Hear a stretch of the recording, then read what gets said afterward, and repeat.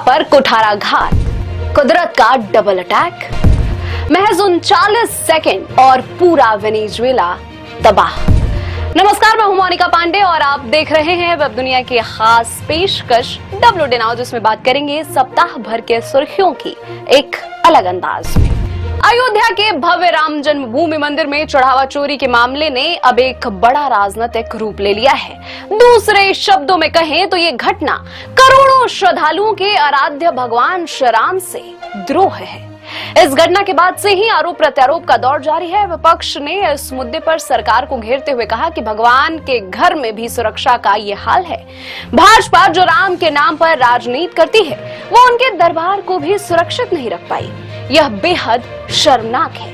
वहीं अयोध्या के संतों और महंतों में भी इस घटना को लेकर भारी आक्रोश है। उनका कहना है कि यह सिर्फ चोरी नहीं बल्कि करोड़ों भक्तों की आस्था पर कुठाराघात है।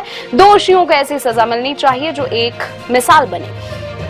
अयोध्या राम जी के दर्शन करने पहुंचे आप मुखिया अरविंद केजरीवाल ने भी चढ़ावा चोरी को महाडकैती बताया है।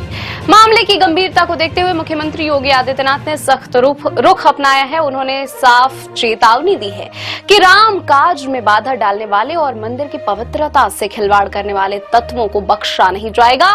पाताल लोक से भी ढूंढकर अपराधियों को सख्त सजा दी जाएगी।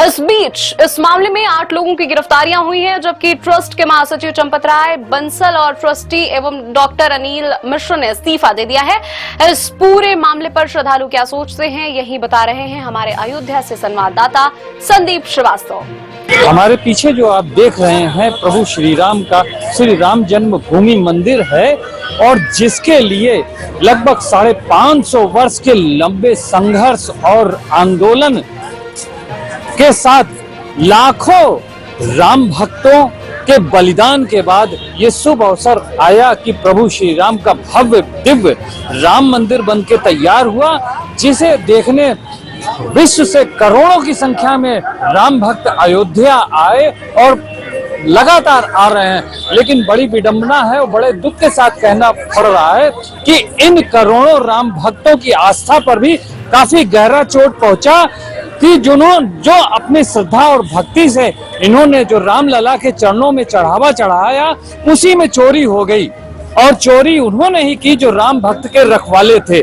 आइए राम भक्तों से ही हम बात करते हैं जो यहाँ दर्शन करने आ रहे हैं कि वो इस पूरे घटनाक्रम को किस तरीके से देख रहे हैं। जो राम भक्तों ने अपनी आस्था के साथ चढ़ावा चढ़ाया था, उसमें सेंध लगी और उसकी रक्षा करने ही वाले चोरी कर रहे हैं। आप इसको किस तरीके से नजरिए से देखते हैं? ये बहुत दुर्भाग्यपूर्ण है कि इस तरीके के धार्मिक कार्यक्रमों में इस तरीके का उस चढ़ावे का गबन करना या उसका जालसाजी करना, ये एक देश के लिए बहुत दुर्भाग्यपूर्ण है। क्या लगता है कि आपकी गवर्नमेंट से क्या मांग है? गवर्नमेंट से यही मांग है कि इस पे कड़ा शिकंजा कसा जाए और जो इसके लोग हैं इसमें स्कैंडल में, उन सबको कड़ी से कड़ी सजा दी जाए। लाखों करोड़ों राम भक्तों की आस्था पर कहीं ना कहीं चोट पहुंचा कि जो उन्होंने अपनी श्रद्धा और भक्ति से रामलला के चरणों में चढ़ावा चढ़ाया, उसमें चोरी हो रही। इसको वो राम भक्त किस तरीके से देख रहे हैं और राम भक्तों का सरकार से क्या मांग है? 2-3 महीने पहले से सोचा था कि हम जाएंगे राम मंदिर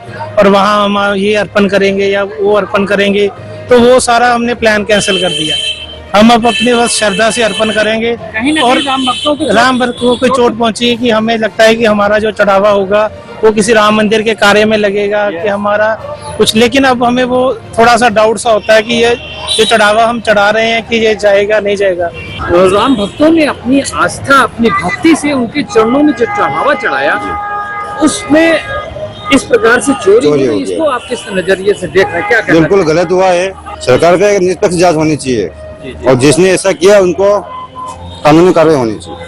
इन सब के बीच सबसे बड़ा सवाल यह है कि क्या यह सिर्फ सुरक्षा की चूक है या कोई बड़ी साजिश?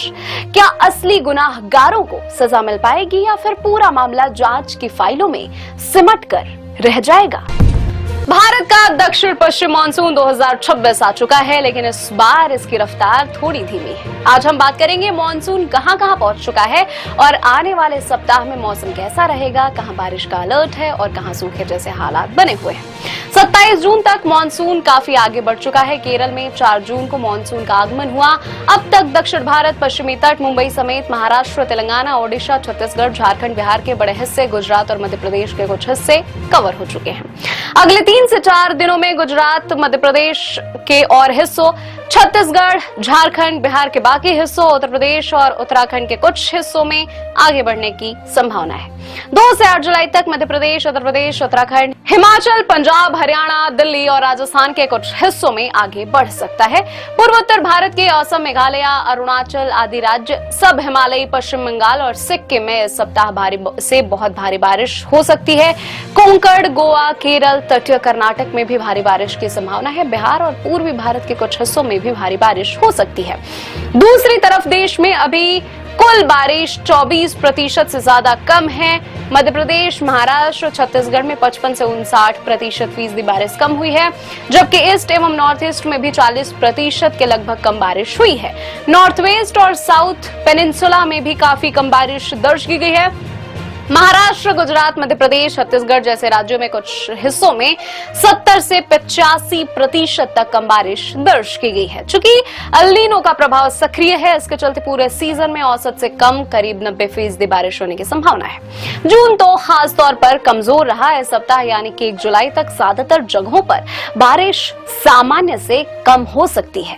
सेंट्रल और ईस्ट इंडिया में कुछ स्थानों पर भारी बारिश हो सकती है। बिहार, झारखंड और पूर्वी उत्तर प्रदेश के कुछ हिस्सों में हीट वेव देखने को मिल सकती है। हालांकि 2 से 8 जुलाई के बीच बारिश में सुधार के संकेत हैं। जहां तक किसान भाइयों के सवाल हैं, तो उन्हें बुआई के लिए सावधानी बरतने की जरूरत है। मानसून अभी पूरी तरह सक्रिय नहीं हुआ है, लेकिन उम्मीद है कि जुलाई में सुधार होगा। दक्षिण अमेरिकी देश वेनेजुएला सदी की सबसे बड़ी प्राकृतिक आपदा से जूझ रहा है। यहां महज 39 सेकंड के भीतर 7.2 और 7.5 तीव्रता के 2 विनाशकारी भूकंप आए। इस भीषण त्रासदी में अब तक 1000 से अधिक लोगों की मौत हो चुकी है, जबकि 4000 से ज्यादा लोग घायल हैं। मलबे के नीचे सैकड़ों लोगों के दबे होने के कारण मरने वालों का आंकड़ा लगातार बढ़ रहा है। राजधानी काराकास सहित कई शहरों में मलबे के ढेर में तब्दील हो चुके हैं, जिससे अरबों डॉलर के आर्थिक नुकसान की आशंका जताई जा रही है। बिजली और संचार की व्यवस्था पूरी तरह से ठप है। संकट की घड़ी में भारत ने दोस्ती का हाथ बढ़ाया है। प्रधानमंत्री नरेंद्र मोदी ने गहरी संवेदना व्यक्त की है और भारतीय सेना की एक विशेषज्ञ मेडिकल टीम राहत सामग्री के साथ वेनेजुएला के लिए रवाना हो चुकी है।